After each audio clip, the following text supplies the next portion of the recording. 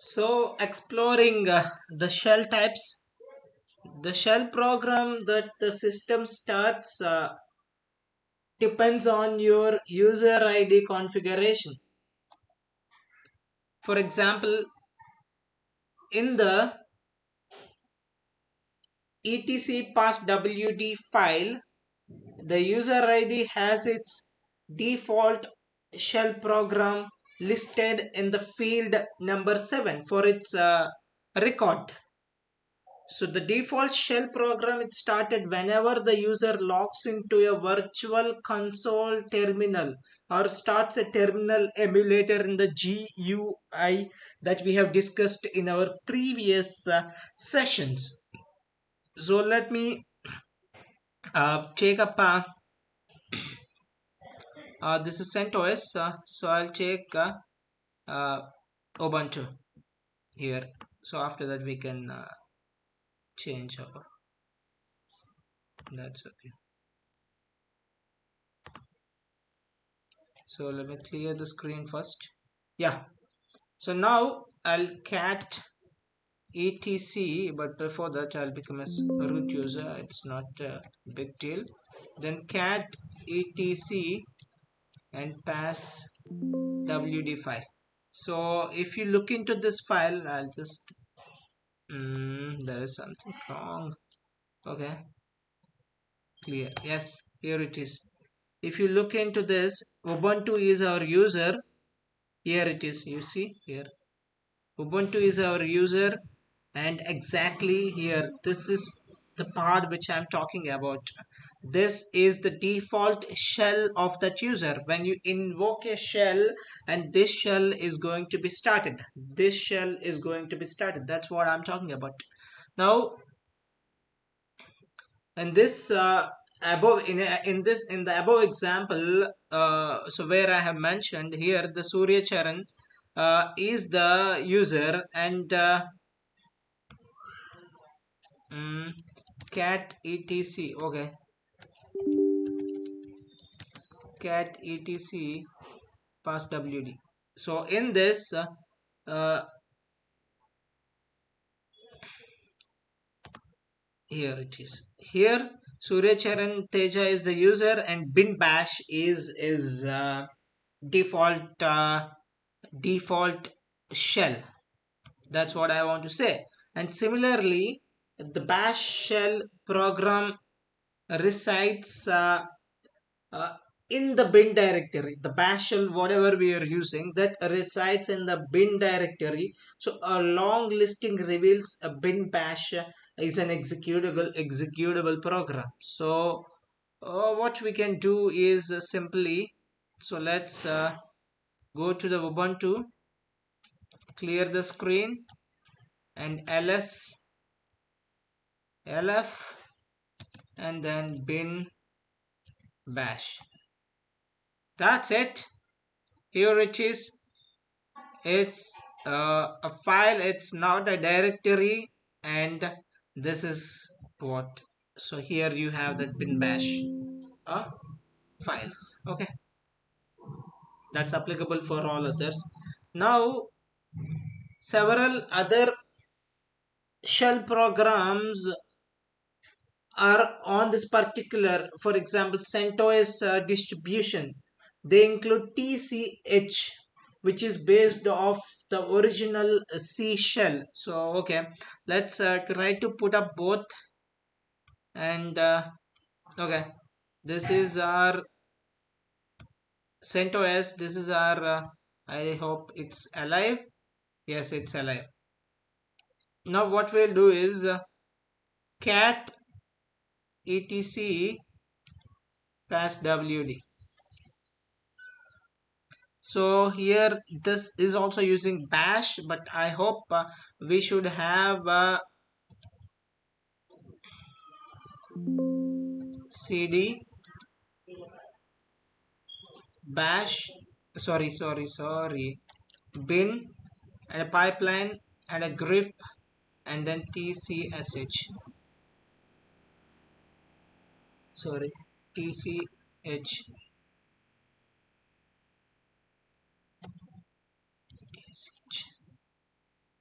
and tcsh.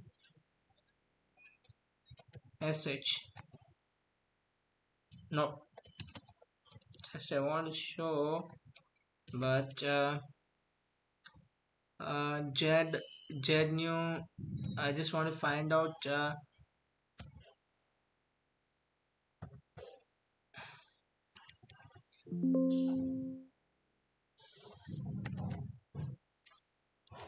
Clear. So that's how few CentOS distributions can use TCSH also. So and let's try to do this and see. This is ls. Okay. Okay. ls lf bin tcsh. No such directory, so this is not using tcsh. So some use, not all. Let's look for dash at least for dash ls lf /bin dash, no dash 2. It's these are different shells, but some will have, some may not. We cannot expect in all, but still let's try and check. And bin and csh, if it is not here. Okay, so it's not there, so let's look into let's try to. So basically, mm, the default interactive shell starts whenever a user logs into a virtual console terminal or starts a terminal emulator in the GUI. That's a graphical user interface. However, another default shell such as bin sh is the shell you can run it directly by typing the command bin dash. So you are not forced to stick with your default interactive shell. You can start any shell available on your distribution simply by typing its file name. For example, to start the dash shell, you can run it directly by typing the command. So if it doesn't have, you can actually download it and you put it into the binary directory and you can use it. It doesn't look like anything happened, but the dash shell program started, and the prompt is a CLI prompt for the dash shell. You can leave the dash shell program by typing the command after the exit. So that's how the whole system works. But here, so I think let's look into this Ubuntu, and let's try to see what's gonna happen. Okay, let's clear the screen first. I don't think. Okay, it's cleared. So let's ls. Okay.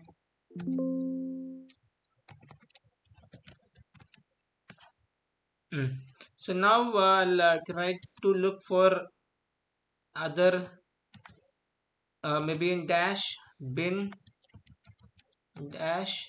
Yes, here it is. It has a dash, so we can use this. Let's use it directly. I will type bin and then dash. That's it. You are using another shell. Normally we use bash shell, but now we are using dash shell. Dash shell. D for dog, dash shell. So it that's how we use it. Now you can do all operations ps. Okay, it's dash. Here it is, it's dash. And after the ps, if you want to do listing here, you can list it, and you can clear the screen. You can do whatever you want because it is another type of shell. You can do it will have its own rules. Most of the rules will be similar, but few rules will change. That for scripting, not for the uh, normal way of giving commands. Okay, so if you want to come out of this shell, you just type exit. That's it, and clear the screen. So that's how it works. Then let's sneak peek into the parent child relationship. Let's explore the parent and child shell relationships. The default interactive shell started when a user logs into a virtual console terminal or starts a terminal emulator in the graphical user interface is a parent shell. As you have read so far, and as you have listened so far in this course, or you might have read in some blogs, so a parent shell process provides a CLI prompt and waits for the commands to be entered. That's what happens. Now, when the bin bash command or the equivalent bash command is entered at the CLI prompt, a new shell program is created. So this is a child shell. So now a child shell also has a CLI prompt and waits for the commands to be entered. So the whole thing works as the following way. So when you log into a virtual console terminal, your parent shell automatically opens. When you issue a command bash in the parent shell, then it creates a sub shell or child sub shell. Then here is your child sub shell. If you issue a command bash again in this child sub shell, then it will create one more sub child or sub shell, or it's called grandchild sub shell. If you issue a bash again it creates a sub shell. This is a great grandchild sub shell. So there you can give ps some forest and this kind of commands basically to mm, see the overall map or overall uh, trajectory or overall tree diagram of the shells that you have created so far. So let's get into the one of, I think this is Ubuntu. Okay, so let's keep this Ubuntu here and clear the screen first, and let me extend it a bit more here. Okay, fine. So for PSF, this option shows the processes presently running from the parent shell, and if you just these all options we have seen. Now PS double hyphen forest, this is a long option. When you give this, you'll get this kind of tree diagram. So you'll clearly get it. Sudo, and after the sudo, the bash first cell is created and ps has been given in this cell. So that's how a parent child relation can be clearly can be seen. But here what I want to demonstrate is a parent child relationship in a graphical way. So for that, let's begin with let's clear the screen. Okay, so now let's first give uptime. Okay, this is the information. This is uptime is one command. So we have two users in it, and load average and all that information, blah blah blah. That's not important for now. So then I'll give ps. So these are the three utilities which are there, which are presently exist. And then I will give you ls,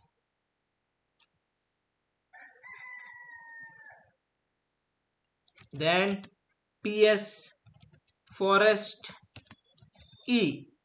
So in this case you got all processes which were running and which are running. So few processes which were dead were also shown using this command.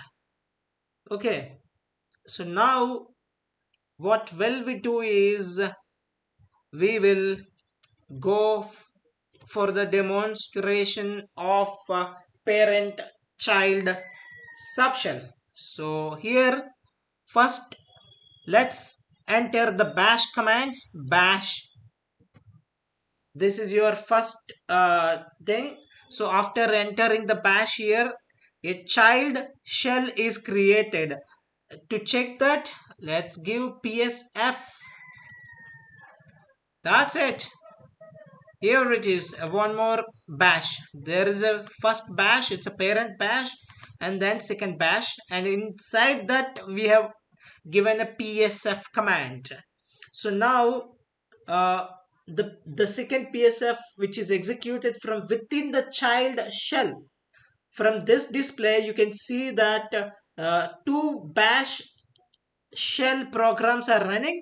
The first bash shell program is the parent shell process and has the original process ID, the PID, that is 13048.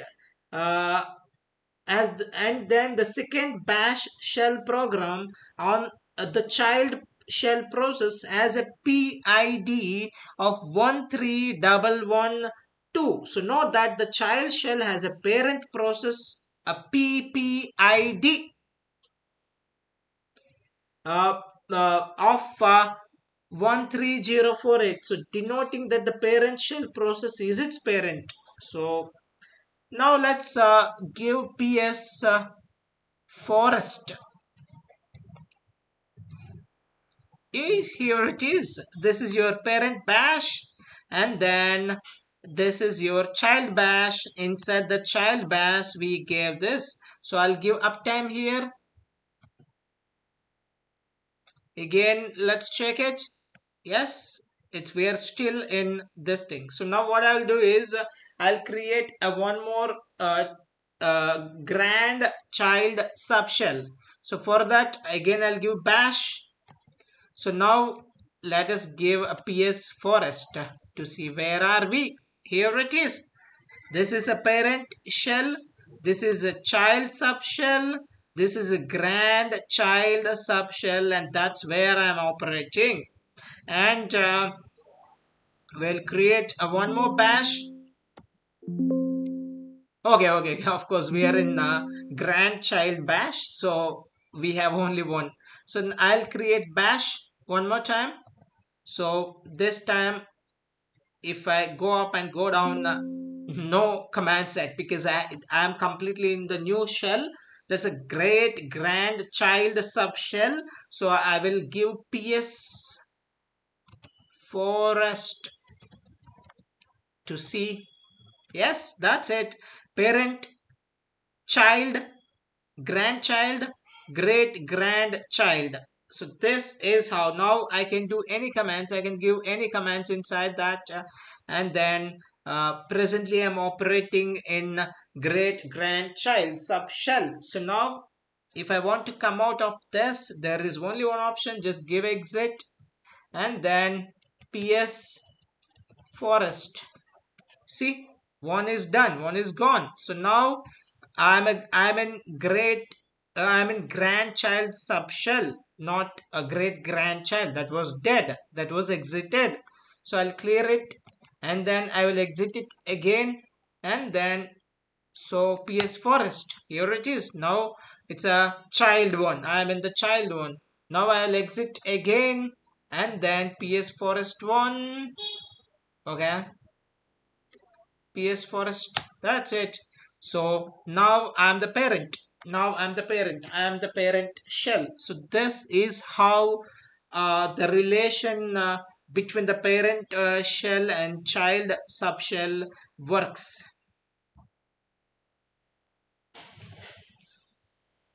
So now let's look at the process lists. On a single line you can designate a list of commands to be run one after another. Obviously we can do that. So this is done by entering a command list using a semicolon between commands. So in the preceding example, the commands all executed one after another with no problems. However, this is not a process list. For example, for a command list to be considered a process list, the commands must be encased in parentheses. So that's what we do here. So though the parenthesis addition may not appear to be a big difference, but they do cause a very different effect. Adding parenthesis and turning the command list into a process list created a subshell to execute the commands. So what we will do is we will take up again Ubuntu, I think, and move it to the right side of your screen now. And then let's clear the screen. We are in parent bash. So let's execute the commands together. pwd colon ls colon cd colon and pwd again colon and ls. That's it. That's it. Lot of activities had taken place. So the one way to do, the better way to do the same operation, which we have done on top, is to do it using, let me clear the screen, do it using the parenthesis. So I'll do with the parenthesis now. Open parenthesis pwd, then ls, then uptime. Let's see how it's gonna work. That's it. It has given complete information about that.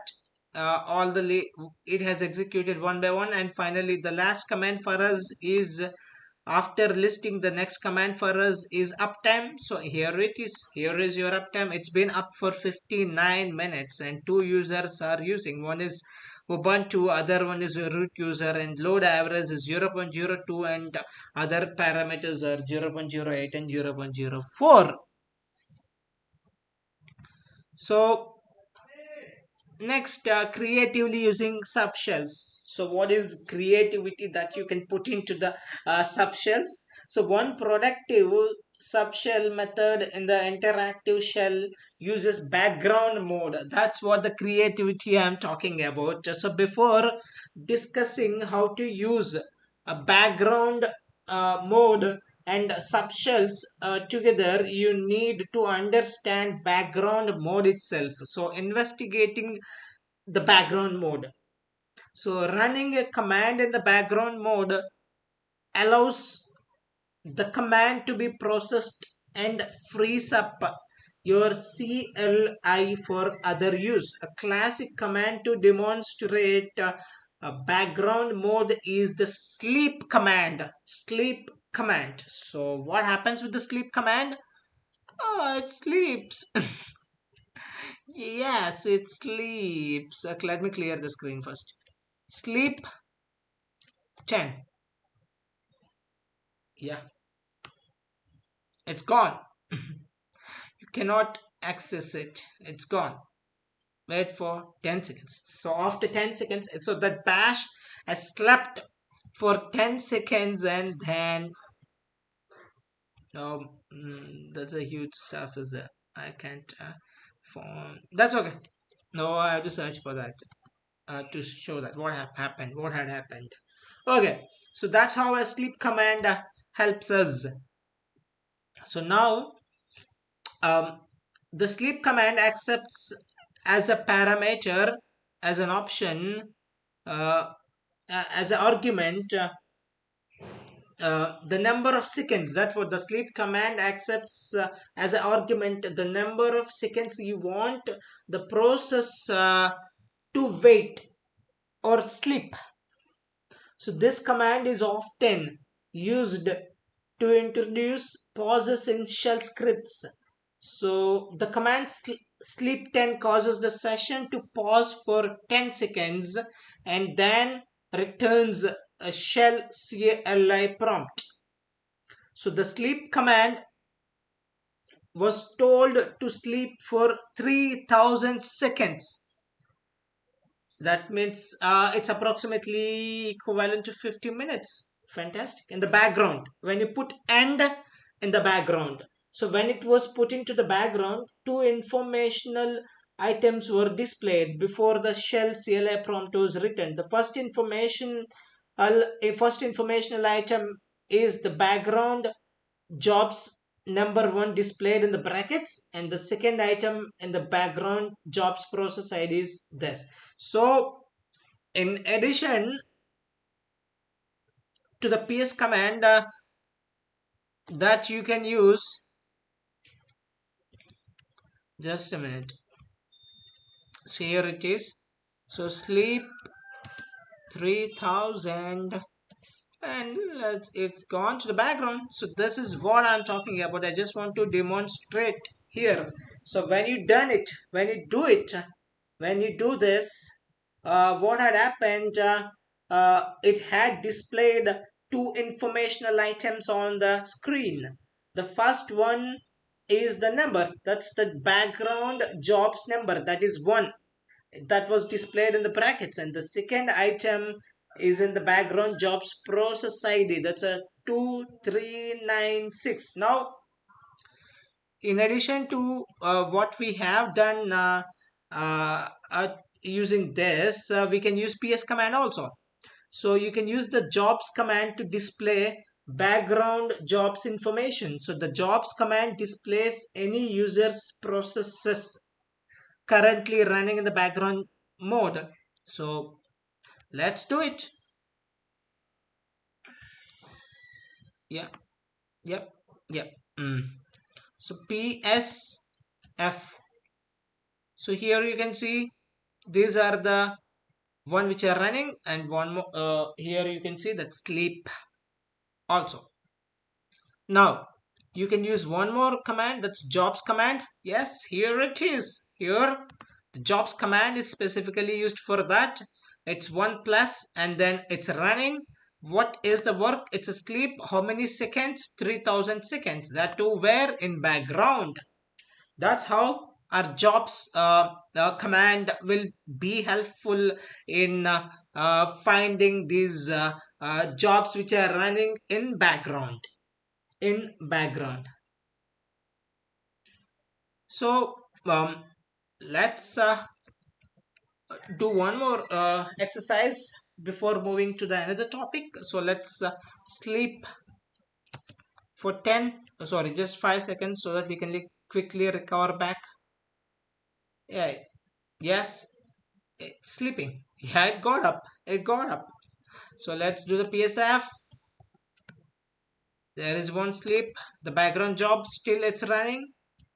So let's give jobs L for the long listing. Yes, it's 10006 running. That's 3000 seconds. It's been running. You can create one more just for 15 seconds and then end. So this job ID is 2 and PID is 19914. So let's do the PSF. Yes, one more, both were added. It will only sleep for 15 seconds and then it will get up. We'll check the jobs. Yes, you have two now. One is done.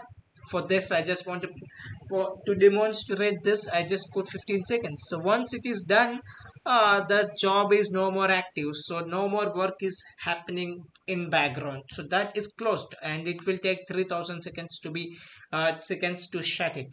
This background image. So other one is done. This one is still running. This is how we use jobs and PSF command to view the jobs which are running in background, and the sleep command with end character, with the help of this sleep command and end character, this is how we run background jobs. So now putting process lists into the background. As stated earlier, a process list is a command or series of commands executed within a subshell. So using a process list including sleep commands and displaying the bash subshell variable operates as you would expect.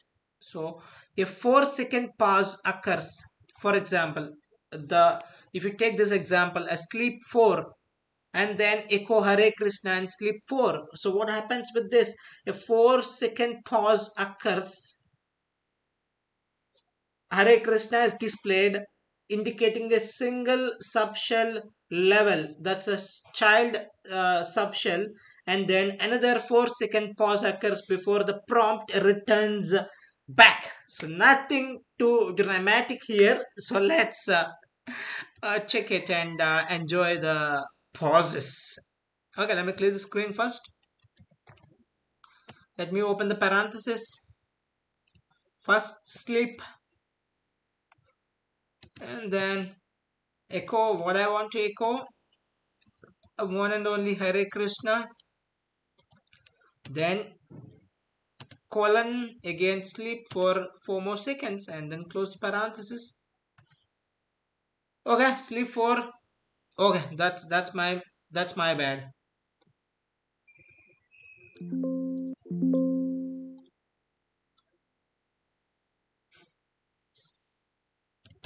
Okay.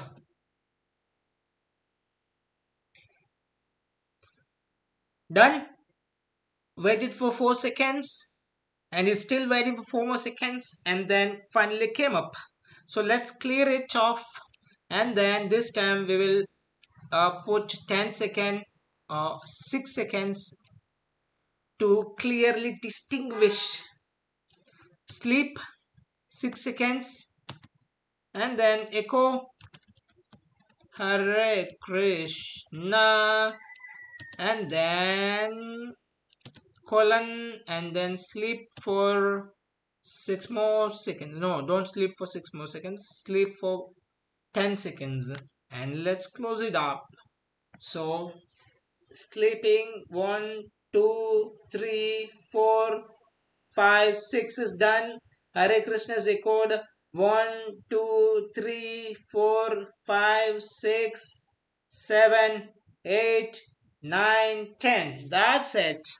That's it. This is how helpful it is. Basically, you can automate your things. You can execute certain commands at the certain time.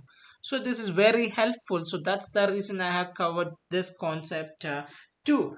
So now, uh, if you want to run the same thing in the background, you have to use and nothing else. So putting the same process list into background mode can cause a slightly different effect with the command output. So putting the process list into the background causes a job number and process ID to appear and prompt returns. However, the odd event is that displayed number 1 indicating a single level subshell is displayed by the prompt. Don't let this confuse you. Simply press the enter key and you get another prompt back. That's it. Okay, so let's try this with the we'll run the same job in background. Okay, for that nothing much, put end. That's it. This is your job ID and this is your, that's it, it got printed though it's running behind. So without you letting know, without you to stop it, it will, while you are working, while you're doing something else, it will finish the activity and it will come up and click enter. The job is done. You're on your foot. This is how it works. This is how much helpful it is. So next, what let's understand some of the shell built-in commands. So while learning about the GNU bash shell, you likely have heard the term built-in command. It is important to understand both the shell built-in and non-built-in external commands. So built-in commands and non-built-in commands operate very differently. Let's look at the external commands first. An external command, sometimes called a file system command, is a program that exists outside of the bash shell. They are not built into the shell program. An external command program is typically located in bin or user bin or sbin or user sbin. So these are the location where these external commands will be stored. Example, the ps command. The ps command is an external command. You can find its file name by using both the which and the type commands. So whenever an external command is executed, a child process is created. This action is termed a forking. Conveniently, the external command ps displays its current parent as well as its forked child process. So this is how it works. Okay, so let's go to the Ubuntu again, but this time it's on a right. Yeah, let me clear the screen. Yep. So which PS? Because this is an external command. Yes, what I told you, this is in user bin PS. This is absolutely an external command. Then type a and then PS. So PS, oh, okay, you have bin PS as well as user bin PS, two PSs. That's what I'm talking about. So this is all about the external commands. It's very helpful and it's very useful to understand the difference between an external command versus a built-in command. So now looking at built-in commands.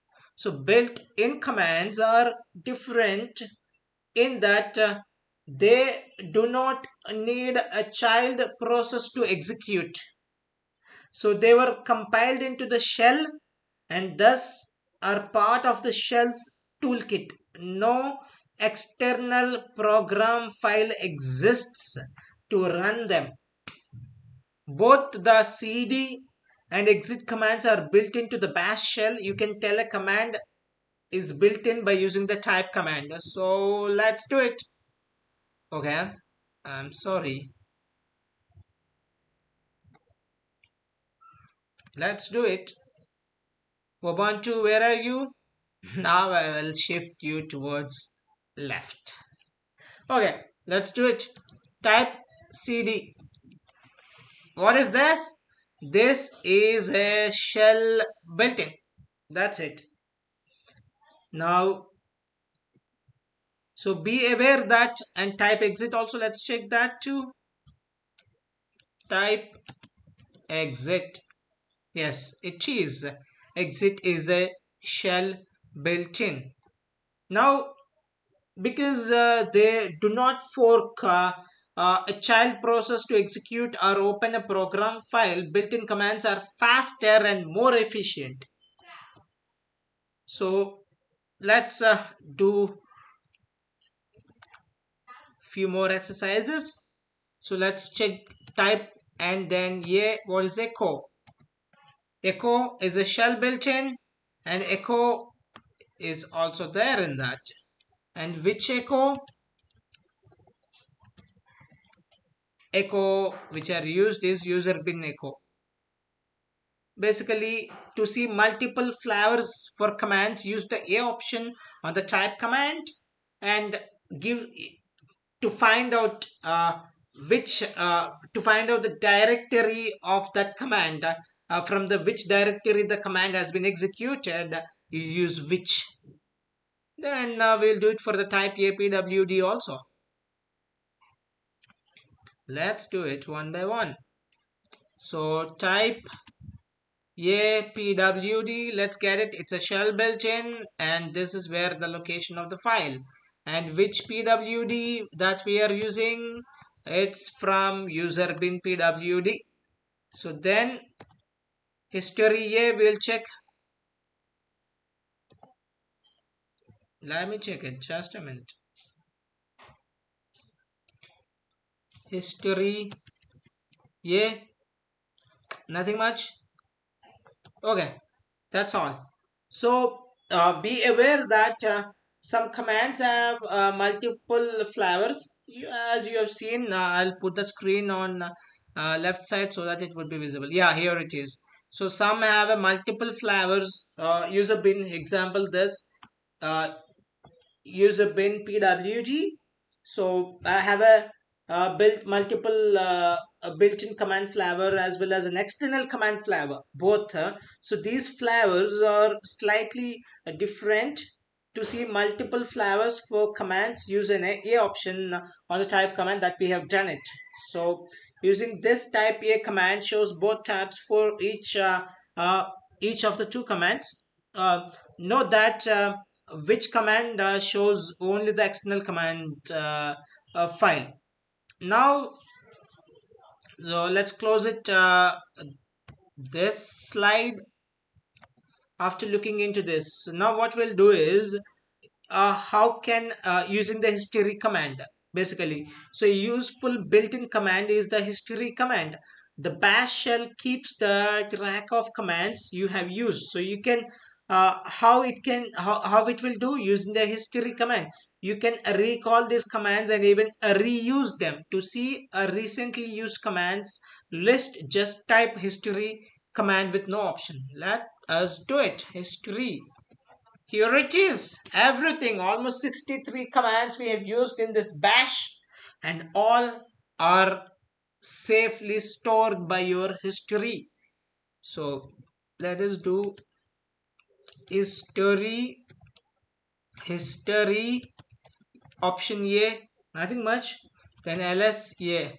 So let's clear it of everything and cat dot where it is bash and then history. So no such file here. It would be somewhere else. You don't need to find, but that's where through that it's going to save your all the recent commands that you have used so far.